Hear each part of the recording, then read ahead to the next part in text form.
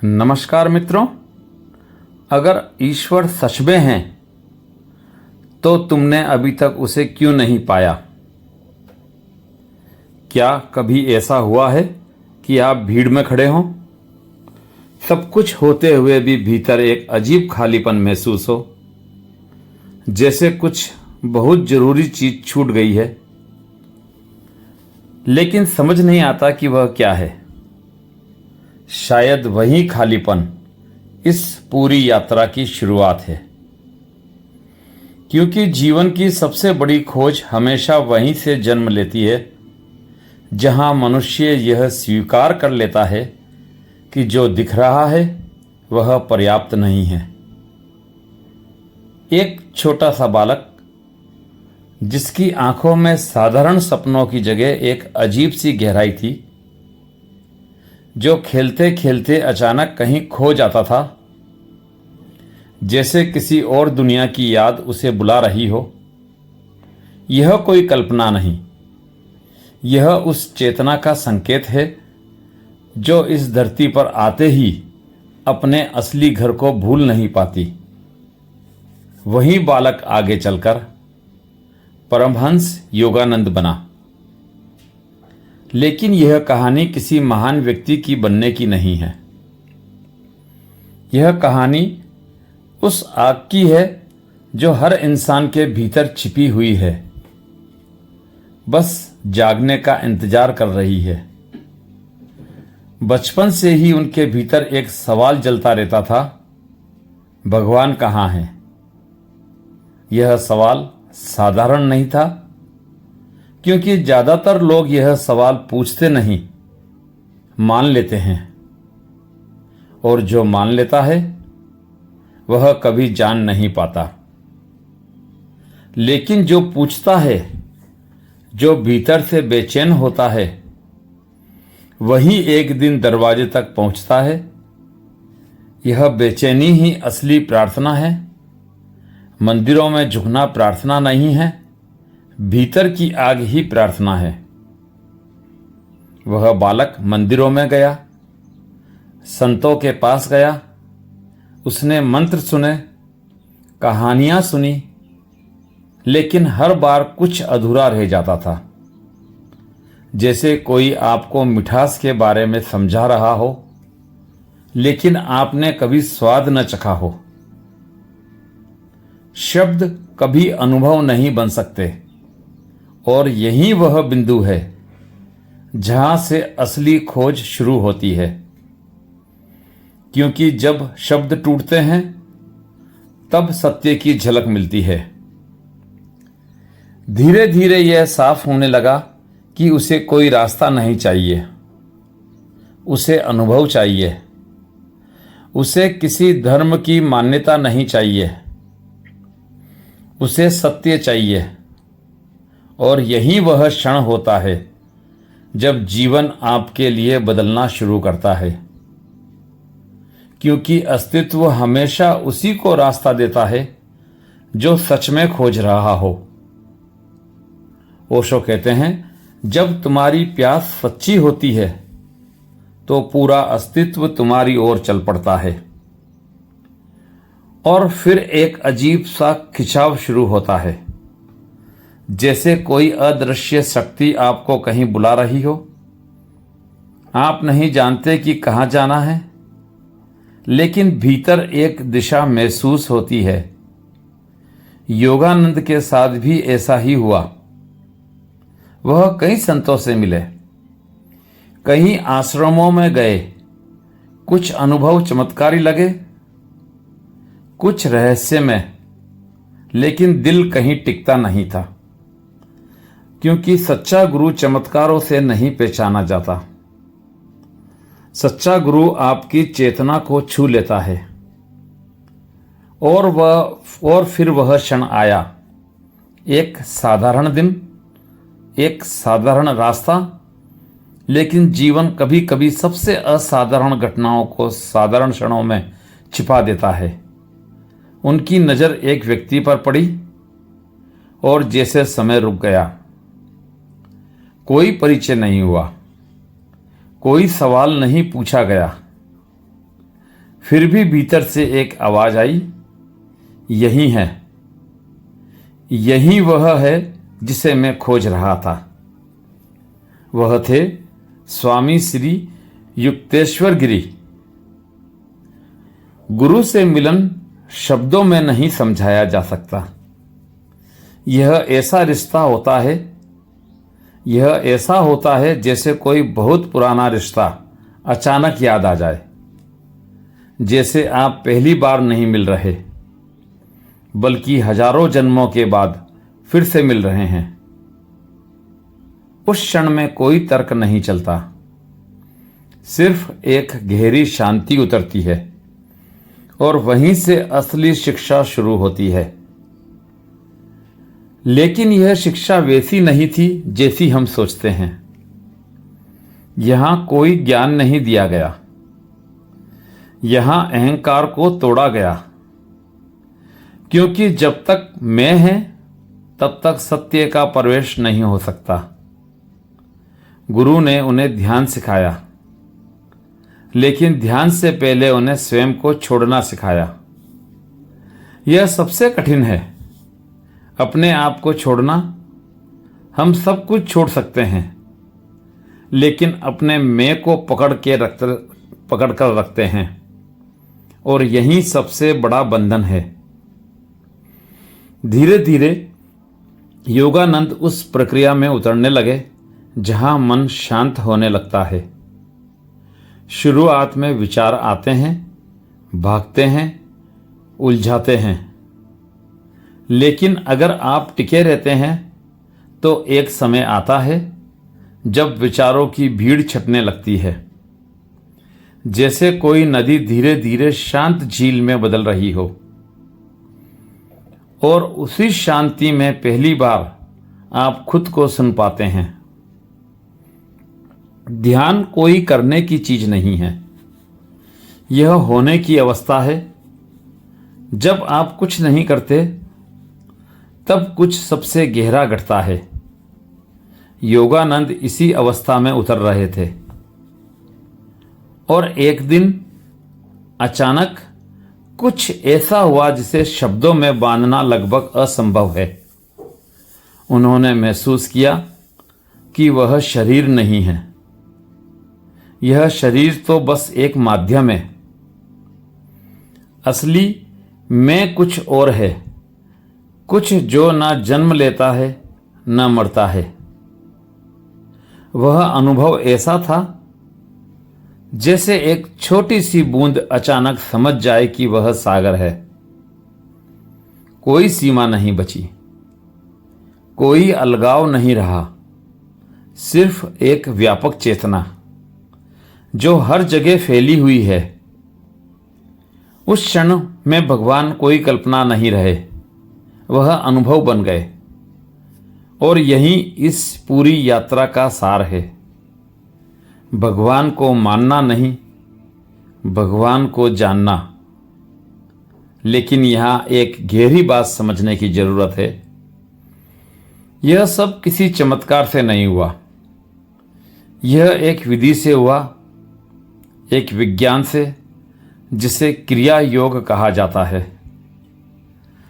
सांस और चेतना के माध्यम से भीतर उतरने की एक सूक्ष्म प्रक्रिया। यह कोई विश्वास नहीं मांगता, यह सिर्फ प्रयोग मांगता है। और जब आप प्रयोग करते हैं तो परिणाम अपने आप सामने आता है। धीरे धीरे उनका जीवन बदलने लगा। बाहर से सब कुछ वैसा ही था, लेकिन भीतर एक नई दुनिया खुल चुकी थी। अब हर चीज में वही चेतना दिखाई देने लगी। पेड़, आकाश, लोग, सब कुछ एक ही ऊर्जा के रूप में महसूस होने लगा।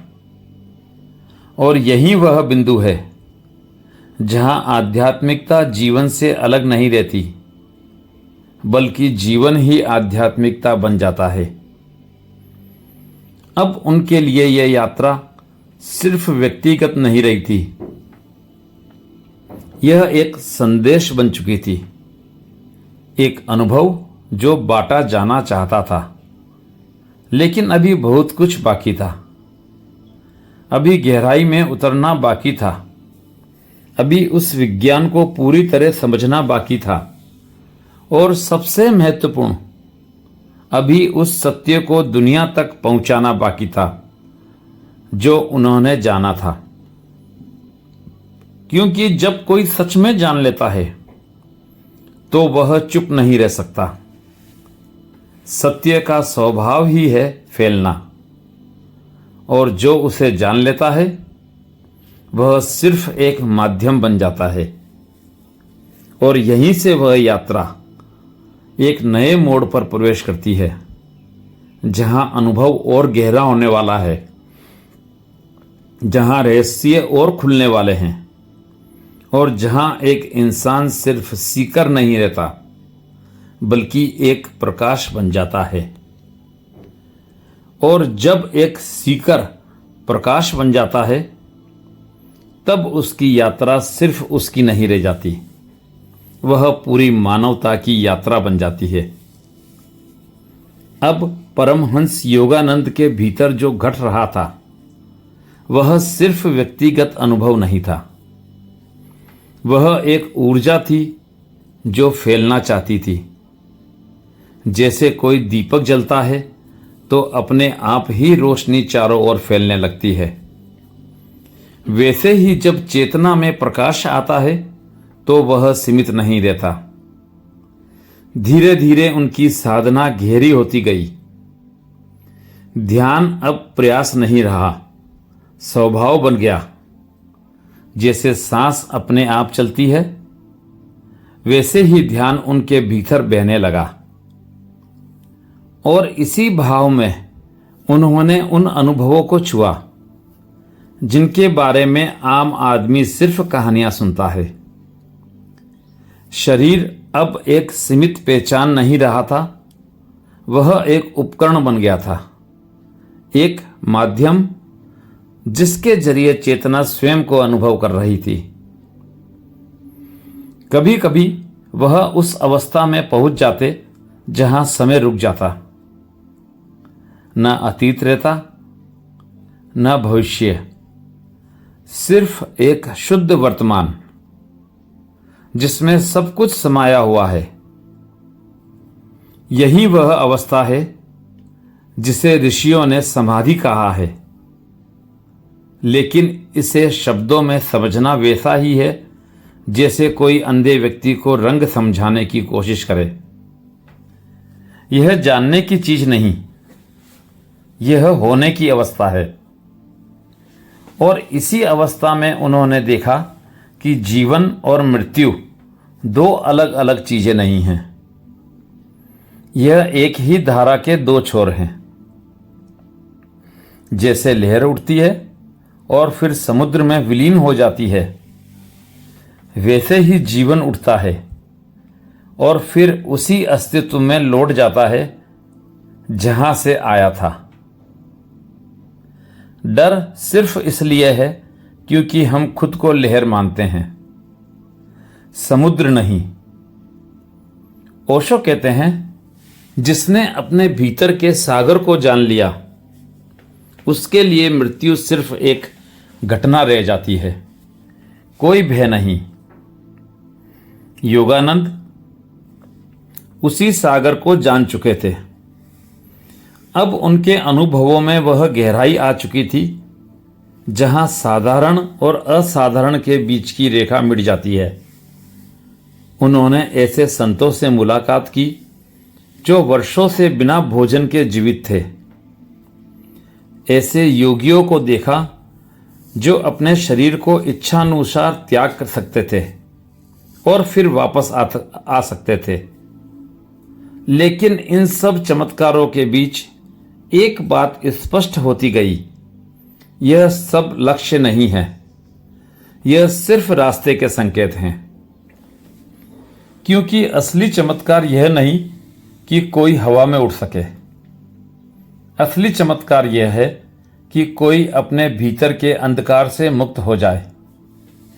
असली चमत्कार यह है कि कोई जान ले, मैं कौन हूं धीरे धीरे उनके भीतर यह स्पष्ट होता गया कि जो उन्होंने अनुभव किया है वह सिर्फ उनके लिए नहीं है, यह एक सार्वभौमिक सत्य है जो हर इंसान के भीतर छिपा हुआ है।